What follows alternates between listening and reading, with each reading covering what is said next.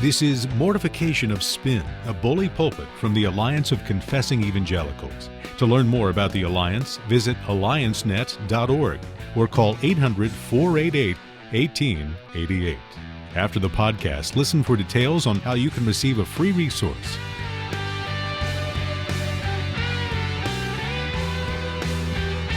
So, Todd, Carl, I have a little challenge for you guys today. Okay. I was thinking, you guys are pastors and you preach the scriptures faithfully and the gospel truth, but, you're preaching to new generations.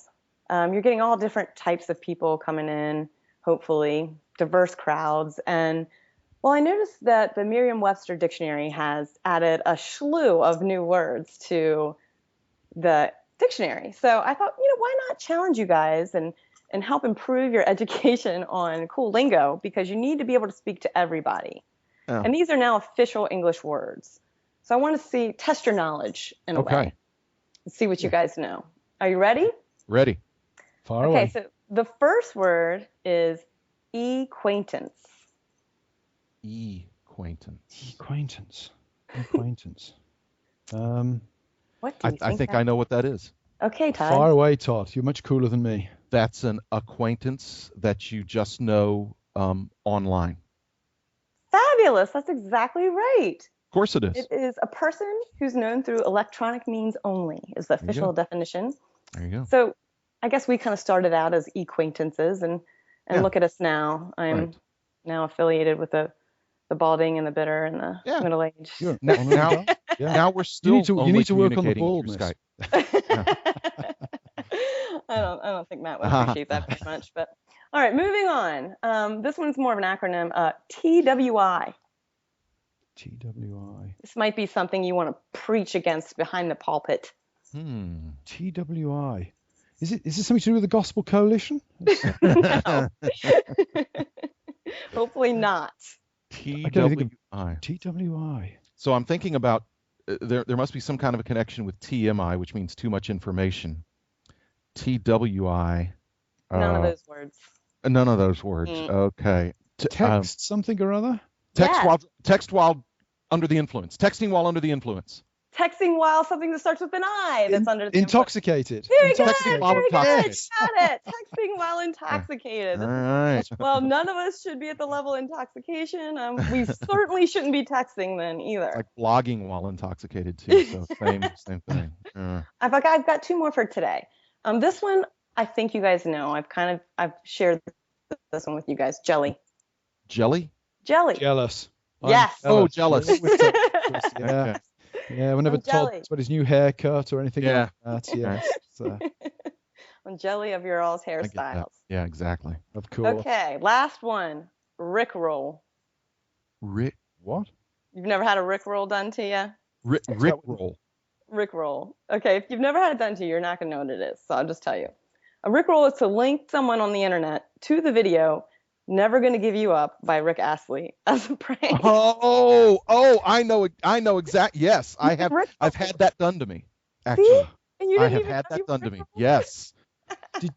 I hope neither of you ever owned a Rick Astley album, by the way. No.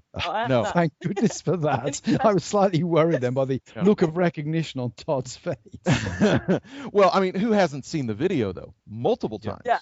Yeah. Well, we wouldn't want you jumping on the Rick Astley bandwagon as an extremely tried segue to the serious discussion. Bandwagons in the air we breathe at the moment. Yes. As the young, restless and reform movement lurches into middle age and into general crisis because of its previous commitment really to big personalities and, frankly, light theology.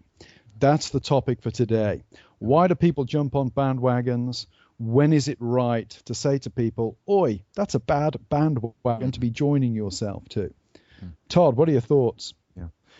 Well, I tend to be a skeptic already, and so when something seems to be getting real popular, I tend to raise an eyebrow. Now that can be not a helpful thing in itself, because I can get a little skeptical or a little cynical. Now, compared to you, Carl, I'm a wide-eyed optimist, but compared to the typical maybe American evangelical, I'm a little cynical. So when something seems to be getting very popular very quickly, that's the time for us to slow down and ask some questions. My concern is that evangelicals love bandwagons, whether it's heaven is for real and that whole genre of I died and went to heaven but had too many important things to do, so God sent me back type of books. Jesus Calling, various things become bandwagons really quick. Yeah. Would you put the housewife theologian into that category? Well, fortunately, one of the things that our friend Amy does is that she tends to, it seems to me, to very conscientiously steer clear of bandwagons, or else she wouldn't be an honorary guy. So that's very true. Due to my last 1-star review, I don't think everyone's on the bandwagon. Yeah. Well, we love. I mean, evangelicals love bandwagons, and I think it's because we love popularity. We love to be within a large group where we're all love the same thing. I understand that. Yeah. Nobody wants to be out kind of isolated in a little bitty group, and so when you see something happening that people are really enthusiastic about, it tends to have something of an appeal to it. And that, I think, Amy, you were talking about some of these acrostics. We know what YRR is now because of the popularity of the Young Restless Reform movement that kind of hit evangelicalism like a storm. And tons of people became, quote, reformed. And I think we're seeing now that really of the YRR, the R that stands for reformed was the least, the one that carried the least weight with a lot of these folks. You had a sort of marriage, I think, of a cool aesthetic, a hipster aesthetic that was just right for the times in the first decade of the 21st century, with what is really a pretty broad evangelical theology with a bit of a reformed spin at 1 or 2 points, 3, maybe 4 points of Calvinism.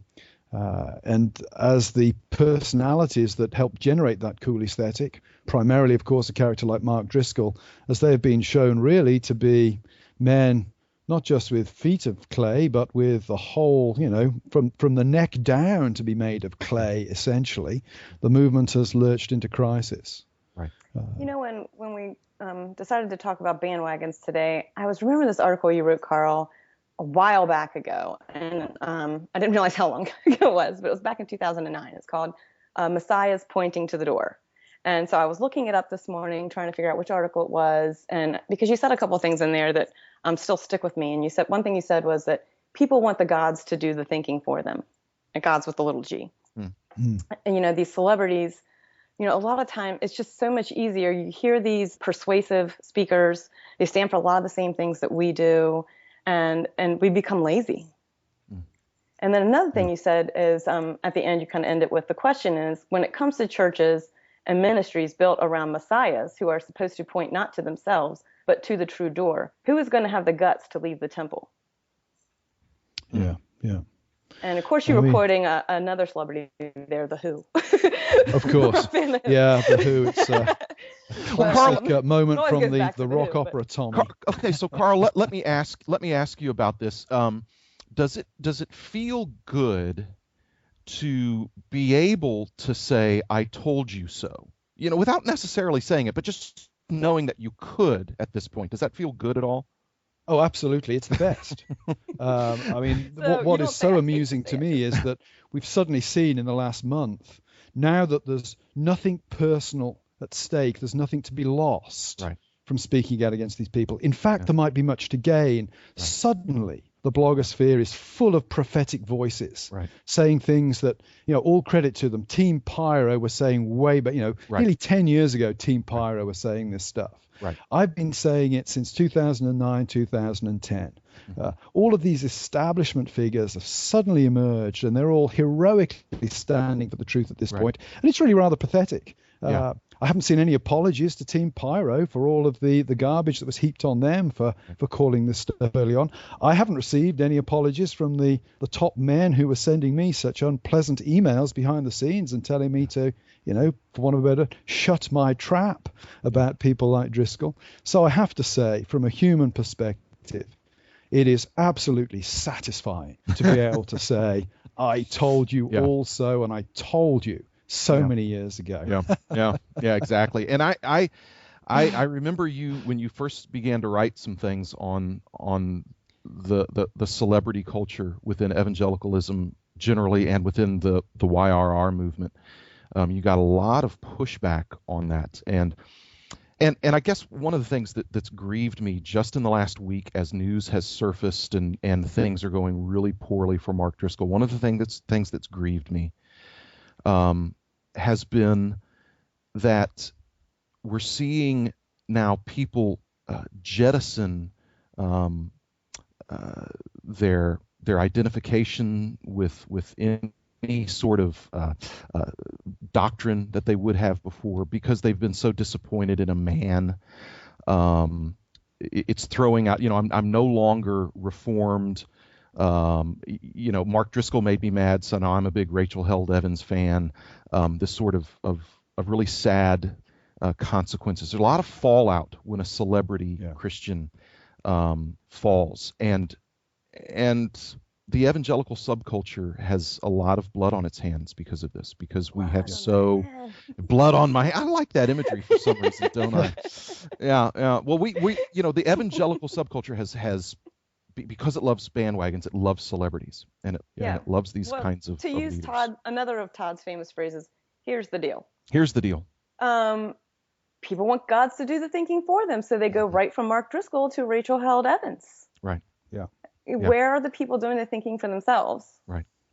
Well, there's a lot of them actually, but it is sad that you can move from one tribe to the next and swing from one side of the pendulum to the next, like that. I do have to say at this point, Amy, we have banned the word tribe on this podcast. You're treading dangerously close. I'm using it in a negative light. Being removed from the list of honorary guys, which includes only you at the moment, of course.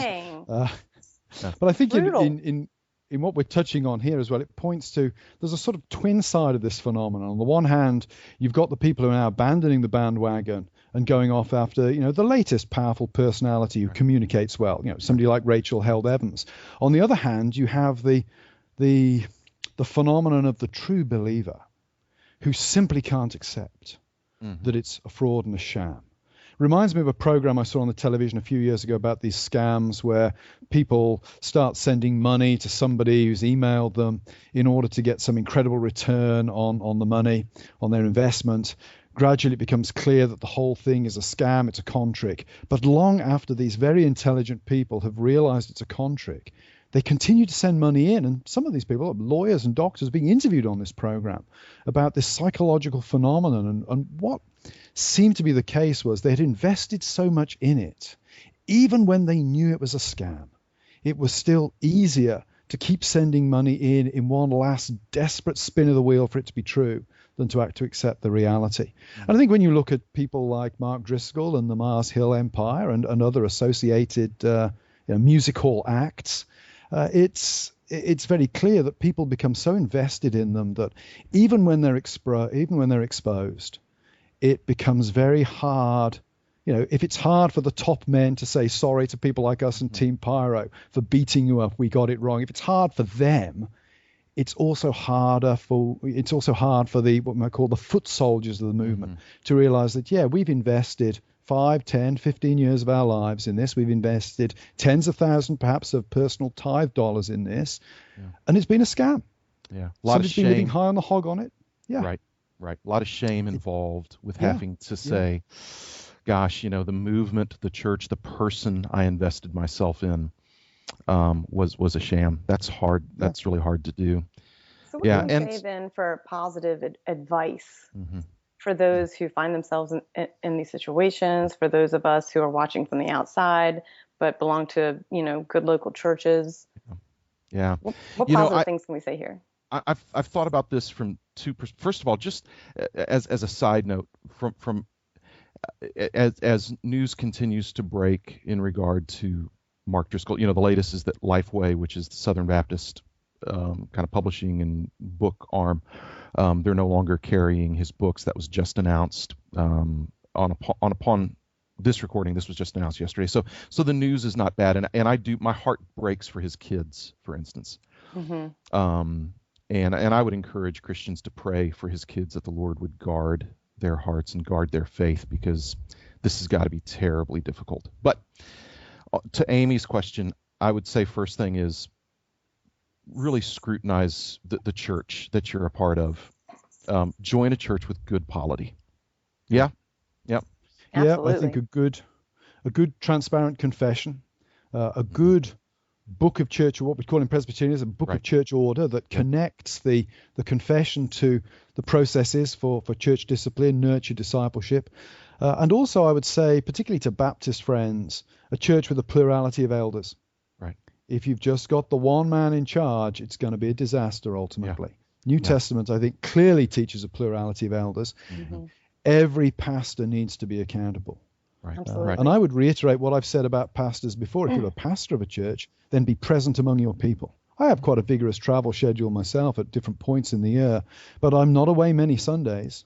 I'm typically in my church 3 or 4 Sundays a month, whether I'm preaching or not, mixing people afterwards. Be transparent, open, and accessible to your people. Right. All of those things I think help cultivate a healthy church atmosphere where the kind of cults of celebrity that we're talking about here, it's simply harder for them to take root. Well, speaking of your vigorous schedule, Carl, I want to just close with a question here. I think one of the biggest pushbacks, we've kind of been talking about this whole bandwagon thing, and it's very much related to Christian celebrity. You've spoken out a lot against that. You're kind of known for that now. But the biggest pushback that people give you is that you are, in fact, a celebrity. He is so well known. Maybe can you close with a convincing argument of why you're not a celebrity and what is the difference? People hate me. If you are, I'm bold, are you a celebrity, Carl? I'm getting tremendous pleasure out of this right now. My response to that would be, first of all, they're wrong. Secondly, we're out of time, so we're going to close that. No, seriously, I would again go back to a distinction I've made repeatedly. And that is, there is this distinction between being a celebrity and being a public figure. Anybody who speaks or acts in public is a public figure. Some public figures are more well-known and more influential than others. Celebrity carries with it, for me, a faux intimacy. You know, you've got Twitter accounts where people you've never met before are referring to you by your first name. There's a chumminess with people that you've never met before that comes across, and you leverage what you've got in order to have influence far beyond any level of accountability. Now, I would say, maybe by some people's definition, I've had celebrity thrust upon me. Maybe I have. You won't find me plugging my own books. You won't find me talking up my speaking engagements. You won't find me to be easily accessible anywhere other than in my local church on a Sunday. You won't find my, how to contact Carl Trueman up on any website which I know anywhere. So I do my best, if you like, to limit my influence and to make sure that where I do exert influence, I am accountable. People can read my books, people can listen to the podcast, they can be influenced by them. I can't stop that.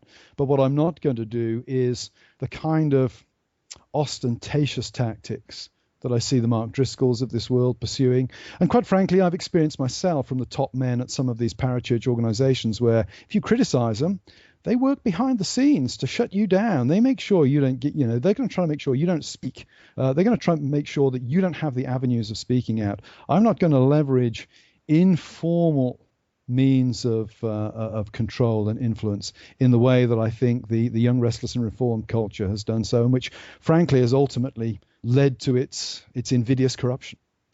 Anyway, on that cheery note, as the one great celebrity of the three of us here, I'm grateful for having been put on the spot there. And I'll just wrap us up now by saying thank you very much for listening in a kind of faux intimate way to the Mortification of Spin. We trust you will come back and listen next time. In the meantime, we wish you well for the next week. Goodbye.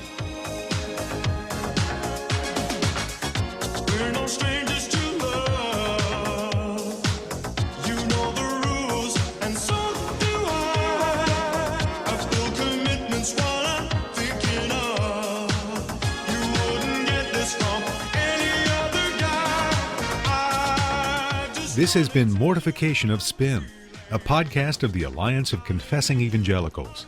Alliance ministries include Reformation21.org and events held from Florida to Sacramento. To learn more about the Alliance, visit alliancenet.org or call 800-488-1888. We can only continue to bring you Mortification of Spin with your support. To make a donation, please visit mortificationofspin.org or call 800-488-1888. Please listen again, and don't forget your free resource.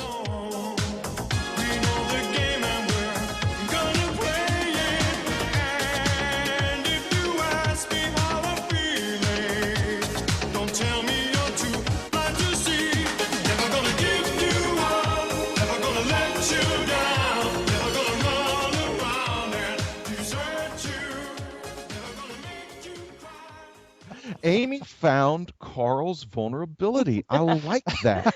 It's a gift of mine. Yeah. Now, Watch out, now, Todd. if he ever makes another comment about, Todd, are you still the pastor of that church? I know right where I'm going to go. Mm-hmm. But the answer is you internalize you grab the critique and send it up, as I did straight away. Thank you for joining us in the faux intimacy of mortification. Yes, exactly. Wow. Take the power away from the people.